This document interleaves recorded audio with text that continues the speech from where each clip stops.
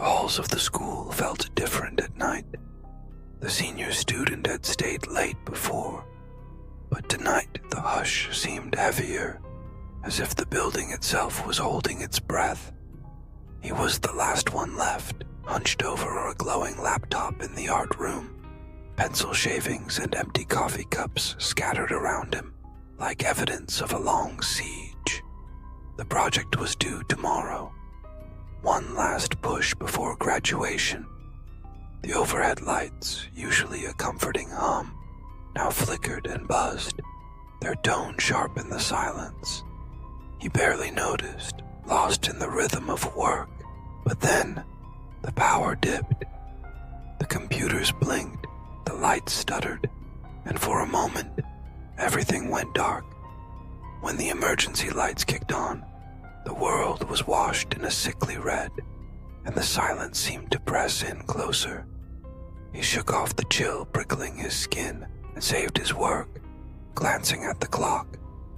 11:52 p.m. Just a little longer. Backing up, he slung his bag over his shoulder and walked toward the exit. The echo of his footsteps was the only sound, a stark contrast to the usual daytime chaos. He reached for the door, twisted the handle, and frowned. It wouldn't budge. He tried again, more forcefully. Nothing. The lock was jammed, or maybe the power outage had tripped something in the automatic system. No matter, there were other exits. He walked briskly through the halls, past trophy cases and faded bulletin boards, but each door he tried was sealed tight. Panic fluttered in his chest, but he forced himself to breathe. He'd call for help. He dug out his phone, the screen lighting his face in the gloom. Only 1% battery. He dialed the custodian's number, then the main office, but the phone died mid-ring. The screen going black at 11:59. He stood in the hallway, bathed in emergency lights, heart thumping in his chest. He was locked in, alone, or so he hoped. He wandered deeper into the building, searching for a landline, a window to crawl out of, anything. In the janitor's office, he found only shadows, cleaning supplies, and a battered desk. But on the desk, illuminated by the red glow, was a single sheet of paper, folded and yellowed with age. The words were handwritten, almost frantic. "If you're still here at midnight, follow the rules." He paused, rereading the note, a cold unease crawling up his spine. Below the warning were several lines, each rule printed in careful, desperate strokes. 1. Don't use the third-floor bathroom. 2. If you hear the morning bell, run. It's not morning. 3. Stay out of the music room after 12:12 a.m. 4. Never talk to anyone standing perfectly still. He swallowed, the rules echoing in his mind. Was this some sort of prank? A leftover from a Halloween past? He wanted to laugh, but the silence pressed in, and he couldn't quite shake the feeling that the rules were meant for him. He checked the clock above the desk. Midnight. The second hand ticked over, and the building seemed to shift, settling deeper into the night. He set off, determined to find another way out. The hallways felt longer now, the shadows deeper. He walked past the third-floor bathroom, the door slightly ajar. He could have sworn he saw movement inside, just a flicker, gone before he could focus. He sped up, remembering Rule 1, and didn't look back. Then, from somewhere down the hall, came the faint sound of music. A violin, playing a slow, mournful tune that echoed strangely through the empty corridors. He shivered. The music room was on the second floor, tucked away at the end of a forgotten hallway. He glanced at his watch. 12:17 a.m. Rule 3. Stay out of the music room after 12:12. The rational part of his mind screamed at him to ignore it, to keep moving. But curiosity gnawed at him. Who would be playing violin at this hour? He crept down the hallway, the music growing louder with each step. It was beautiful and wrong, every note trembling on the edge of something he couldn't name. The music room door stood slightly open, the violin song seeping into the corridor. He hesitated, every instinct urging him to turn back. But the music drew him in, irresistible.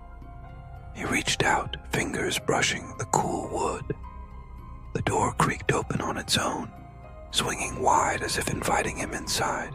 The room beyond was dark, only the dim red of the emergency lights filtering through the glass. At the center, silhouetted against the window, stood a student in uniform, motionless save for the bow gliding across a violin's strings. Their face was pale, features blurred in the half-light, and their posture was too perfect, too still. Like a statue come to life, he stepped inside, the floorboards groaning under his weight. The music stopped abruptly. The figure did not move, did not turn. A mannequin, he realized, dressed in a school uniform, standing perfectly still in the center of the room. He felt a chill run down his spine as he remembered the fourth rule. Never talk to anyone standing perfectly still.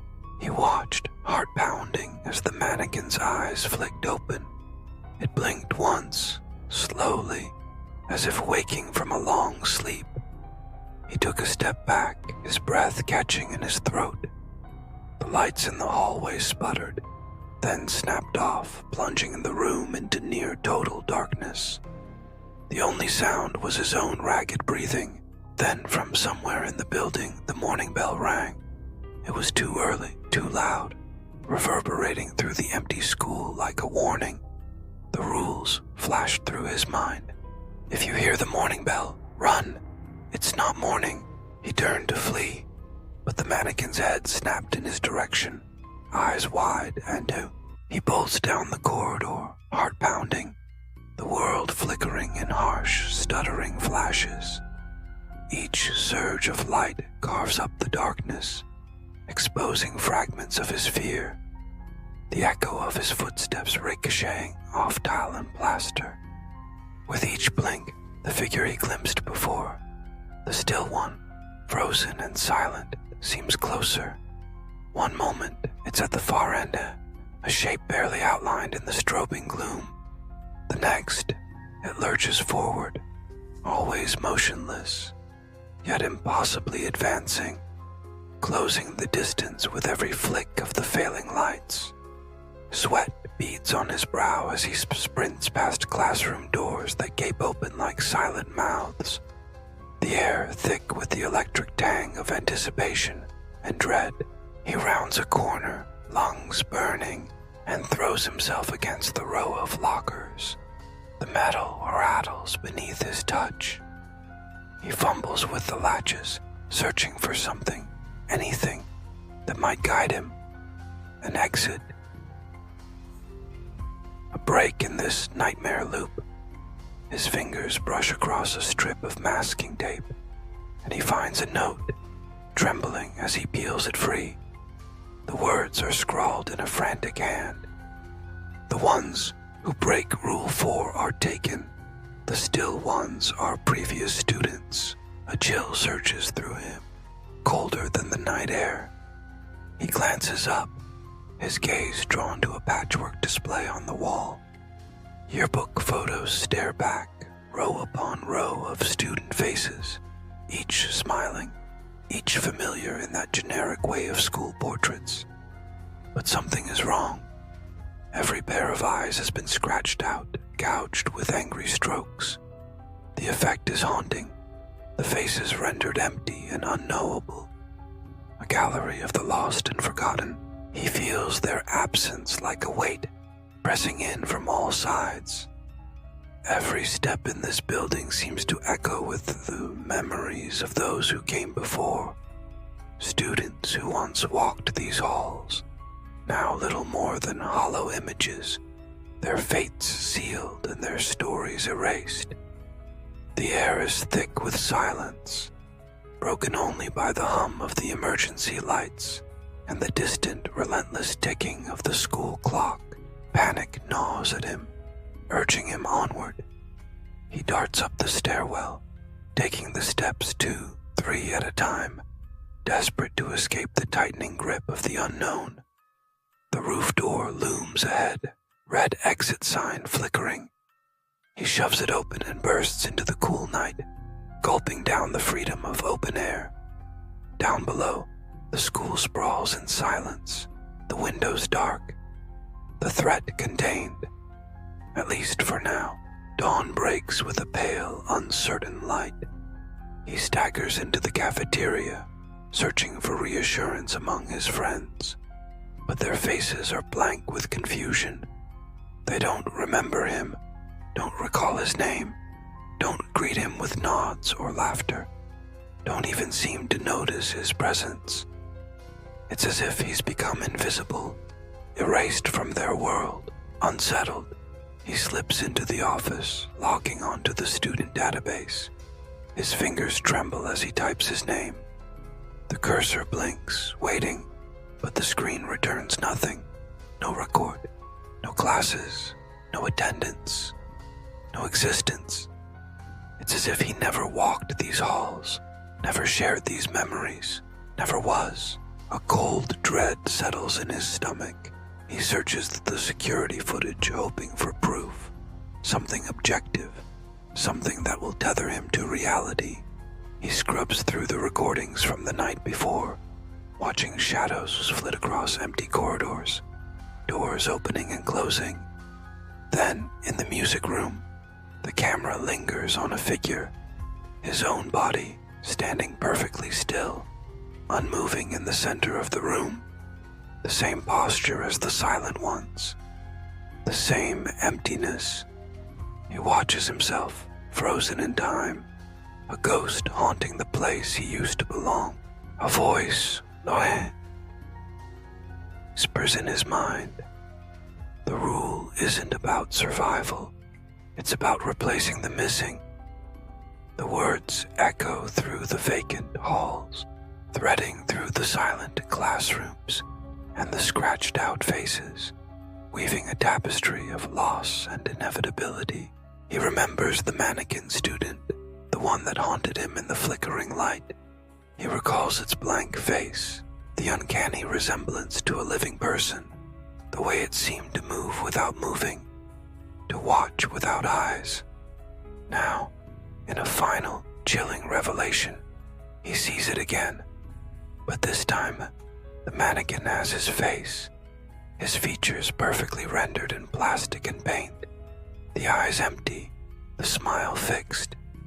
He has become one of them, a still one, a cautionary tale pasted on the wall for the next student to find. The bell rings, sharp and final, cutting through the silence like a knife. The halls fill with the sound of footsteps, the murmur of voices, the everyday rhythm of school life. But he is gone, replaced. A new day begins, and the cycle continues, relentless and unbroken. Next,